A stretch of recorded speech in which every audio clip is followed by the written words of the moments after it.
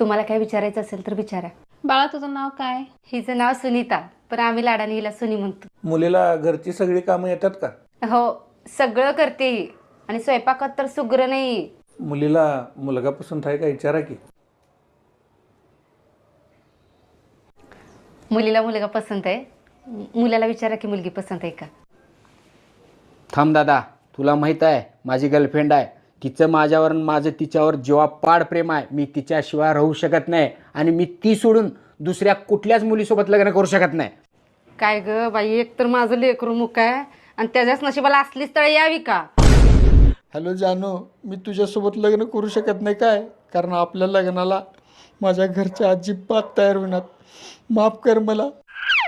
लय बडबड करायची, लय किरकिर करायची, तोंडातून एक शब्द काढू द्यायची नाही मला.